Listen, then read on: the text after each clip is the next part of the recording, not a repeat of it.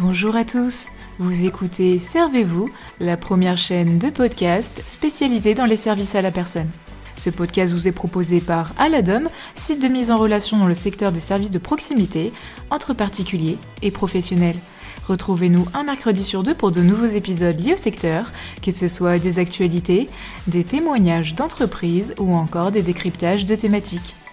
Aujourd'hui, je suis en compagnie de Camille Molinier, fondatrice de Madame Ciboulot, une initiative qui propose des activités ludiques et personnalisées pour stimuler les capacités intellectuelles des seniors et prévenir la perte d'autonomie.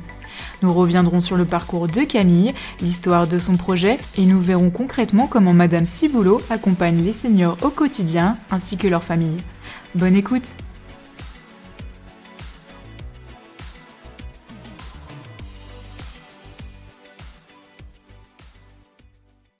Donc bonjour Camille, merci d'être présente aujourd'hui sur la chaîne de Servez-vous. Donc pour débuter cet épisode, est-ce que tu peux tout d'abord te présenter et nous raconter comment est née l'idée de Madame Ciboulot? Alors bonjour, je m'appelle Camille Molinier, je suis orthophoniste à Boulogne-Billancourt depuis maintenant 13 ans et je prends en charge une patientèle d'adultes avec des pathologies neurodégénératives comme Alzheimer, Parkinson ou des troubles cognitifs acquis comme des AVC ou des traumatismes crâniens. Et au fil du temps, en fait, j'ai commencé à créer du matériel pour accompagner mes patients dans leur rééducation. Et puis, en fait, je me suis rapidement rendu compte que ce matériel, il n'était vraiment pas tellement adapté aux personnes qui ne présentaient pas de troubles, mais qui ressentaient quand même un léger déclin cognitif lié à leur âge. Et donc, c'est de là qu'est née Madame Ciboulot, donc qui est une solution qui propose des accompagnements de stimulation cognitive personnalisés destinés aux seniors autonomes sans troubles cognitifs à leur domicile.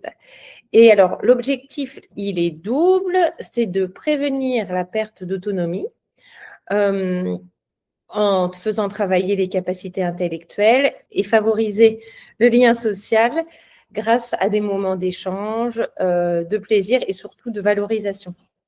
D'accord, merci beaucoup. En tout cas, c'est très intéressant de voir comment ton expérience d'orthophoniste, ça t'a permis de pouvoir détecter ce besoin de prévention avant même l'apparition de certains troubles. Et justement, quand on parle de prévention, quels sont selon toi les premiers signes de fragilité cognitive que l'on peut repérer avant une vraie perte d'autonomie?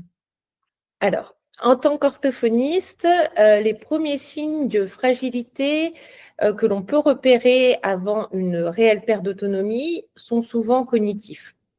Alors, on peut déjà remarquer quelques troubles de la mémoire épisodique récente, c'est-à-dire des difficultés à se souvenir d'une information tout juste transmise, comme peux-tu aller me chercher un verre d'eau, voilà.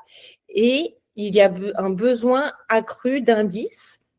Et ça, c'est souvent le premier indicateur d'un fonctionnement amnésique fragilisé. Ensuite, on peut avoir des altérations en termes de capacité attentionnelle, c'est-à-dire des difficultés à maintenir sa concentration sur une tâche simple, être très vite distrait. Et on observe d'ailleurs un impact important sur des activités du quotidien comme la lecture, la préparation des repas ou même utiliser son téléphone. Parallèlement à ça, on peut voir un déclin des fonctions exécutives. Alors là, ça va plutôt être des difficultés à planifier, organiser, passer d'une tâche à l'autre, anticiper. Et ça se manifeste par plus d'erreurs dans les démarches administratives ou par exemple dans la gestion du budget du foyer. Ensuite, on peut, bien sûr, on a un ralentissement cognitif, donc un allongement dans le temps de réponse, une lenteur dans les décisions et le traitement de l'information. Et ça peut amener à l'évitement de situations sociales ou administratives, c'est-à-dire qu'on laisse tomber puisque on se sent ralenti, donc on ne fait plus. Après, bien sûr, il peut y avoir des troubles du langage discrets, Donc, une difficulté à trouver ces mots, à voir comme si on avait un mot sur le bout de la langue, on ne trouve pas de quel mot on veut dire. Une perte dans la fluidité du discours, on peut avoir un discours moins structuré de manière syntaxique. Et après, bien sûr, il peut y avoir une désorientation progressive dans le temps, une hésitation sur la date, le jour, sur l'organisation des événements. Alors, c'est souvent sous-estimé, la désorientation temporo-spatiale, mais c'est très prédictive.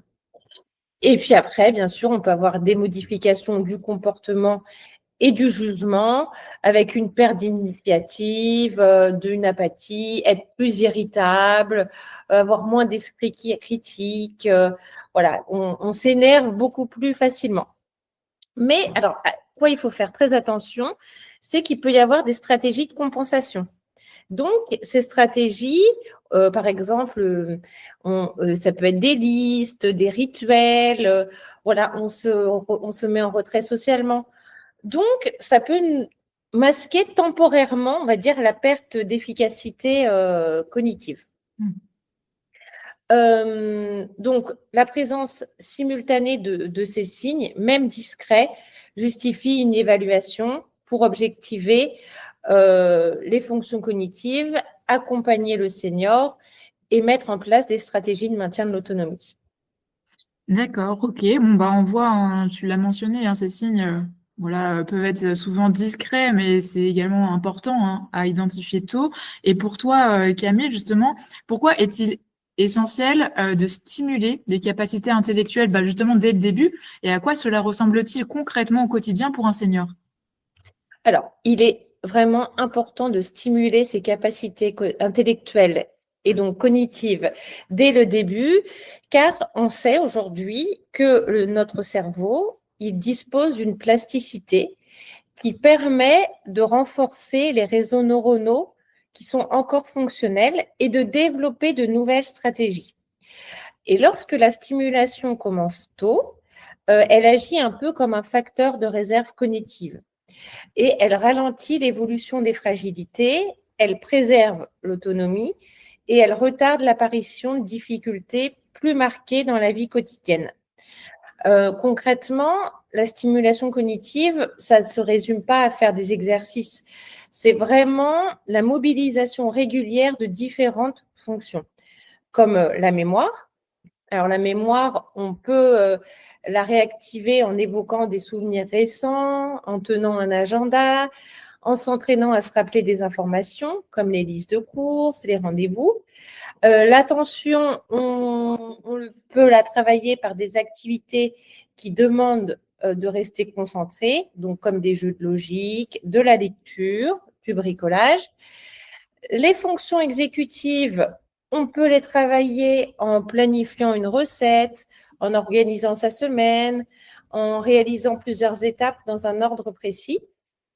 Le langage, c'est discuter, raconter, lire à voix haute, chercher son vocabulaire dans des situations variées.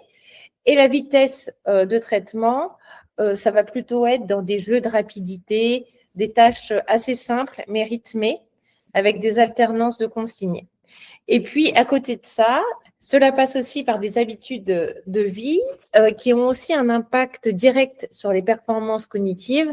Alors, avoir un sommeil de qualité, avoir une activité physique régulière, des interactions sociales, une alimentation équilibrée et une bonne gestion du stress. En fait, au quotidien, cela ressemble à un mode de vie actif et varié, comme cuisiner de nouvelles recettes, lire la presse, jouer à des jeux de société, apprendre quelques mots d'une langue qu'on ne connaît pas.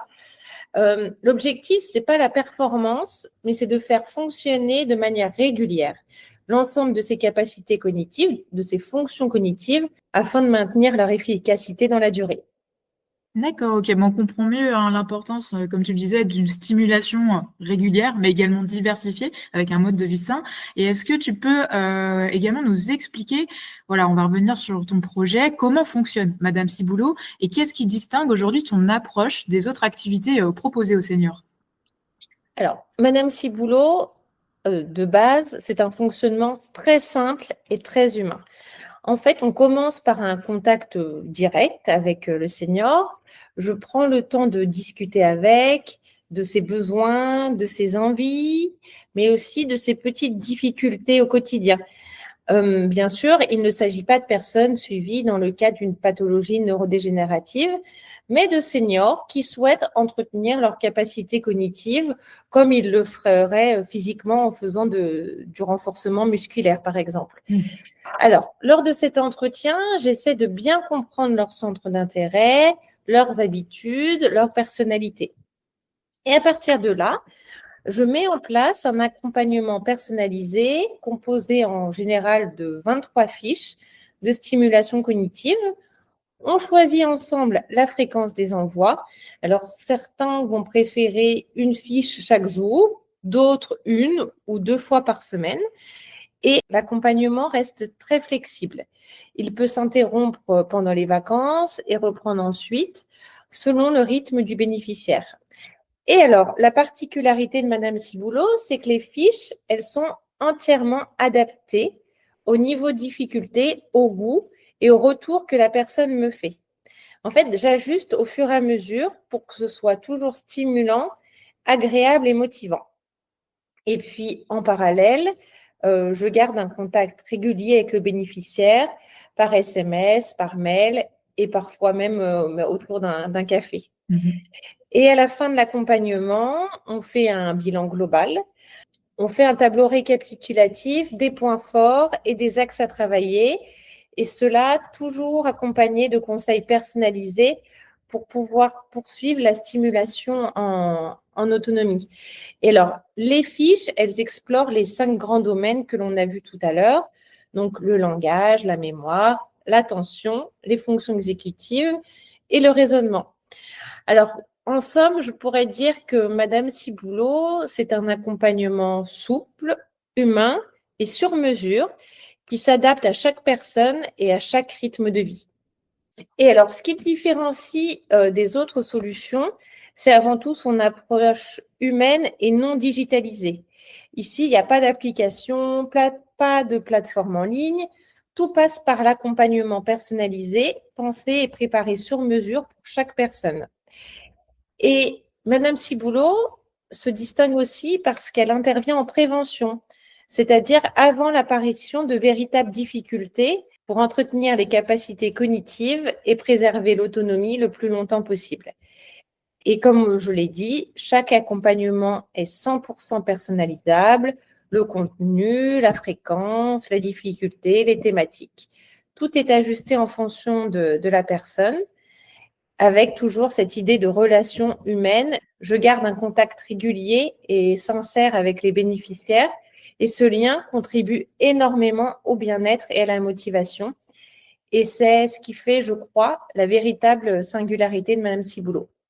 Super, en tout cas, c'est très complet ce que tu proposes et j'aime beaucoup la dimension humaine, bien sûr, que tu mets au cœur de ce projet. On peut dire vraiment que c'est ta signature en quelque sorte. Et pour revenir un petit peu sur tes fiches d'exercice, celles que tu proposes, est-ce que tu peux me dire un peu comment tu les conçois et comment tu arrives à adapter justement le niveau à chaque personne? Alors, c'est une bonne question. L'élaboration des exercices ou même des ateliers collectifs, puisque Madame Ciboulot en fait aussi, me demande effectivement beaucoup de travail. Je pars d'un thème général, souvent inspiré de la vie quotidienne ou de la culture, ou bien souvent de la demande du bénéficiaire. Et ensuite, j'essaie de le relier à un domaine cognitif précis. Donc, les différents domaines que l'on a vus tout à l'heure. Une fois le thème et le domaine choisis, je réfléchis à l'exercice le plus pertinent pour stimuler la fonction ciblée. Alors, je tiens vraiment à ce que les activités soient originales et porteuses de sens. Pas simplement des exercices que l'on a déjà vus dans les magazines, comme les mots mêlés, les sudoku. J'aime vraiment créer des supports qui donnent envie de réfléchir, d'apprendre, de se souvenir et surtout qui ont une vraie efficacité cognitive. Ce travail de création, il est assez long. Puis après, il se poursuit par une phase de test. J'ai plusieurs seniors qui acceptent de tester les exercices et qui me font leur retour sur la clarté des consignes, la difficulté ou encore des petites coquilles éventuelles. Et ça, c'est une étape précieuse car elle me permet d'ajuster les supports avant leur diffusion et leur partage avec les bénéficiaires. Donc, je suis bien entourée dans cette phase, mais c'est vrai que c'est un travail d'élaboration important qui demande du temps, de la rigueur et beaucoup d'écoute. Et mon objectif, c'est que chaque exercice ait une vraie valeur ajoutée, une touche d'originalité et une efficacité réelle, toujours nourrie par mon expérience clinique d'orthophoniste. D'accord, super. Bah, en tout cas, on voit effectivement que c'est un gros travail, mais également un travail sur mesure, hein, qui est pensé, bah, pour être stimulant, bien sûr, mais aussi agréable. Ça, c'est important. Mais concrètement, qu'est-ce que ces activités aujourd'hui changent, on va dire, pour les personnes que tu accompagnes, que ce soit notamment sur le plan intellectuel, mais également émotionnel? Alors, je pense que dans un premier temps, ce qui change pour les personnes que j'accompagne, c'est qu'elles apprennent à mieux comprendre leur fonctionnement cognitif. Elles découvrent quelles capacités sont mobilisées par tel ou tel exercice et elles reçoivent en plus un feedback précis de leurs points forts et de leurs points faibles à renforcer. Cela leur permet ensuite de mieux cibler leur effort et de savoir sur quoi agir concrètement. Souvent, les personnes sentent qu'elles ont un mot sur le bout de la langue ou qu'elles sont un petit peu plus lentes. Mais tant qu'elles n'ont pas été confrontées à un exercice qui met cela en évidence, elles n'ont pas une perception claire de comment travailler ces difficultés. Et donc, la stimulation cognitive et le retour personnalisé pour chaque exercice, donc que je leur propose, leur permettent justement de comprendre comment elles fonctionnent et donc de redevenir acteurs ou actrices de leur santé cognitive. Ensuite, sur le plan émotionnel, le lien que j'entretiens avec mes bénéficiaires est très particulier. Je fais preuve de beaucoup d'empathie, de bienveillance. J'essaie vraiment de les chouchouter et de leur apporter un cadre sécurisant et motivant. Et ce lien humain, il est essentiel. Il favorise le maintien du lien social tout au long de l'accompagnement et même après. Et finalement, c'est un travail à la fois cognitif et émotionnel. On stimule le cerveau tout en nourrissant la relation. Et c'est ce duo-là, cette alliance entre travail intellectuel et lien humain qui permet de préserver l'autonomie le plus longtemps possible. D'accord, OK. Bon, effectivement, on ressent encore une fois bien que le lien humain au cœur de ton projet, semble jouer un rôle clé, hein, dans Madame Ciboulot. Et côté, famille ou aidant, comment ils peuvent aujourd'hui s'impliquer, on va dire sans risquer de donner l'impression d'imposer ou d'infantiliser? Alors, très bonne question là encore. L'implication des proches, elle est essentielle, mais elle doit se faire dans une posture d'accompagnement et non de contrôle. L'objectif n'est pas de faire la place, mais de créer les conditions pour que la personne puisse continuer à faire par elle-même avec plaisir et valorisation. Alors, concrètement, cela se passe par plusieurs attitudes. Donc, on propose plutôt qu'on impose. Euh, on présente les activités comme des partages, comme on le fait ensemble, plutôt que comme des obligations en disant tu devrais faire ça. Très important de valoriser les réussites, de mettre en avant ce qui est bien fait, même partiellement, et d'éviter les remarques correctives qui peuvent être vécues comme très humiliantes. Bien sûr, on adapte les activités, on choisit des tâches qui ont du sens pour la personne, qui ont du sens dans son histoire ou son quotidien.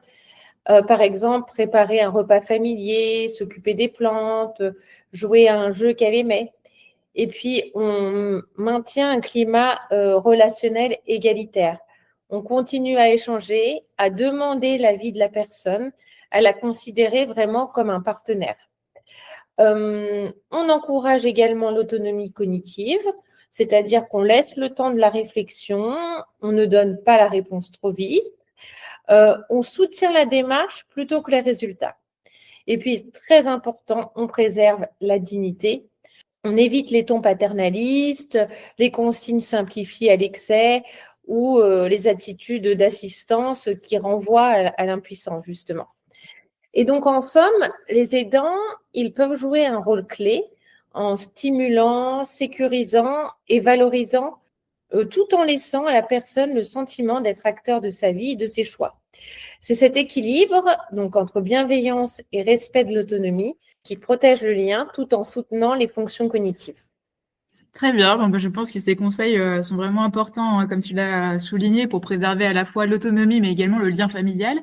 Et est-ce que tu aurais également un témoignage voilà, marquant d'une personne accompagnée qui pourrait illustrer les bénéfices de ton programme? Oui, bien sûr, je pense au témoignage d'une personne que j'ai suivie avec Madame Ciboulot, qui s'appelait Joëlle. Elle m'avait été adressée par l'un des professionnels de santé qui la suivait. Je me souviens qu'au départ, elle était éteinte, elle avait perdu confiance en elle, elle était presque résignée et surtout un peu incertaine quant à ce que je pouvais lui proposer. Et puis, on a commencé les exercices et très vite, elle a commencé à m'en demander chaque jour. Notre travail est devenu de plus en plus riche, plus construit et un vrai lien s'est créé entre nous. Donc, on s'est rencontrés après en personne, ce qui a renforcé ce sentiment de confiance et de proximité. Et à la fin de l'accompagnement, mais elle m'a exprimé le fait qu'elle était vraiment très heureuse d'avoir pu se stimuler cognitivement, mais aussi d'avoir pu nouer un lien social à travers nos échanges qui étaient vraiment très réguliers. Et aujourd'hui, l'accompagnement est terminé, même si elle m'a demandé un nouvel accompagnement. C'est pour ça qu'on on est encore en contact et j'en suis vraiment très heureuse. Super, en tout cas, c'est un très beau retour. Je pense que c'est également un bel exemple de l'impact que peut avoir justement un accompagnement personnalisé, mais également humain. Et ben, je pense qu'on a fait presque le tour des questions, Camille. Donc enfin, pour terminer, pour les auditeurs qui aimeraient en savoir un peu plus et qui peut-être aimeraient faire appel à tes services, comment ils peuvent te contacter aujourd'hui? Ils peuvent tout simplement m'envoyer un petit mail de manière informelle pour me poser leurs questions. Voilà. Alors, je vais vous donner l'adresse mail. C'est contact @madameciboulot.com.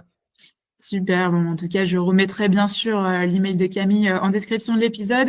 Donc, je pense que on va pouvoir terminer là-dessus. Je te remercie en tout cas, Camille. On a vu dans cet épisode combien il était important, hein, bien sûr, d'anticiper les signes de fragilité, de stimuler les capacités cognitives de nos aînés et de leur proposer également des activités adaptées qui allient plaisir, défi, mais également bienveillance. Donc, si vous avez un proche à la retraite ou si vous avez tout simplement envie de prendre soin de votre autonomie intellectuelle, eh bien, n'hésitez pas à découvrir Madame Ciboulot et ses parcours personnalisés.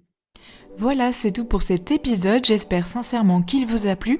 Et comme d'habitude, si vous avez aimé ce format, n'hésitez pas à suivre le compte Instagram servez-vous-podcast pour être au courant des dernières sorties. Je vous souhaite à toutes et à tous une bonne journée ou soirée et je vous dis à bientôt pour un prochain épisode.